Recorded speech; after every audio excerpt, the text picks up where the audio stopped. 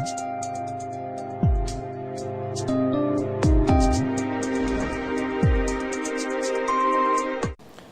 this is Sheldon here from the Currency Advisory Desk with today's report. Well, Chinese trade balance came in positive for the last week. In fact, it came in higher at $28.5 billion.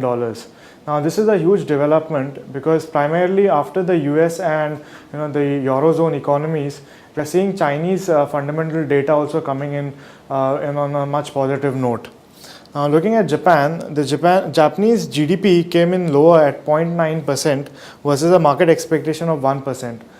Even though this is not such a huge drop, we still feel that the Japanese economy has a lot of milestones to cover before we can say that the growth has set in there.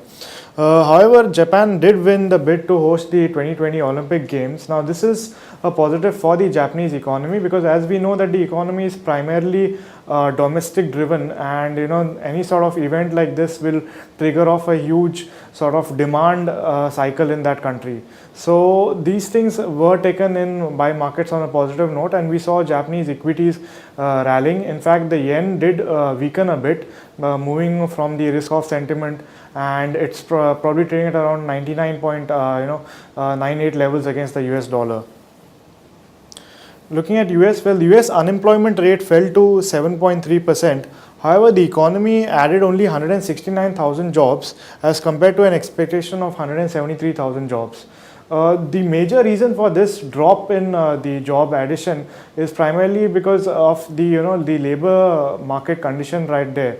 So right now what is happening is that the labor market participation as such is falling, and this is being viewed as a negative for the market, but we don't read much into this particular number because even 169,000 is quite a decent number.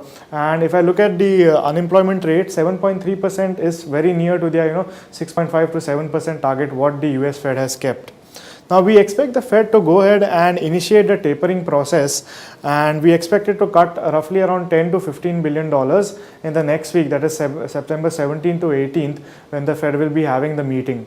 So this would be the cut that they would go in for, and the markets would be very volatile, even though we have a major chunk of analysts actually expecting this sort of event to happen, but we still predict that volatility will be there in the markets.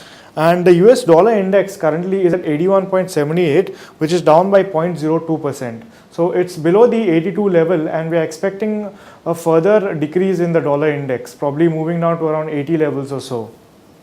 Looking at the technical trends for today, well, the futures contract dollar rupee, it closed at 65.83, and there's a strong support at 65.24, and a resistance is there at 66.57. Now, for the euro, we see that there's a strong support at 85.83 and a resistance is there at 87.48. For the pound, there's a strong support at 101.5 and a resistance at around 103.7. And for the yen, we see that there's a strong support at 65.45 and a resistance at around 66.71. Now, the trend for all these currencies is bearish because we are bearish on the dollar. We expect the rupee to pull back a little bit because the Asian market currencies also have been stronger and the Asian equities also are stronger on back of the news flow. And we advise our traders to probably sell on every rise. You can probably look at selling around the resistance levels. If it moves up to around 66.30 or so, the futures contract, you can go ahead and initiate a short sell. Looking at the events that will shape markets, well, firstly, we have the Chinese industrial production data, and this will be followed by the retail sales figure.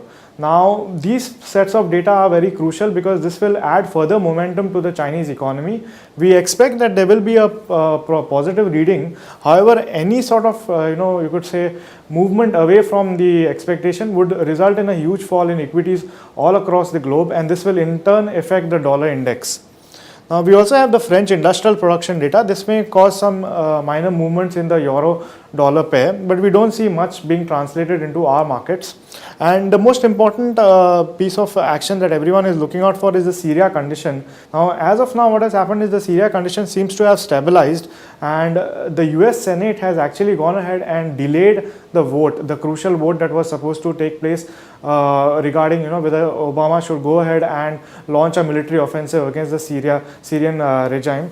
Now, this has been delayed, and we expect the condition to return to normalcy at least as far as US is concerned, because what has happened is that Russia also has come into the picture, and they have stated that the Syrian government would hand over all the chemical weapons to the Russian forces, that is. So if this happens, then definitely there would be absolutely no reason for panic in the markets, and this would restore some confidence in the markets. Lastly, we have the India trade balance figure, and there are expectations that the figure might come in a little bit better compared to what the figure was last time. Last time it came in at around $12.3 billion, the trade deficit. So we are expecting for a minor change on the upside, and if this does happen, we can see the dollar rupee move down further. In fact, the rupee should strengthen to around 63 levels. That's what analysts are talking right now. Well, that's it from the currency advisory desk. Thank you.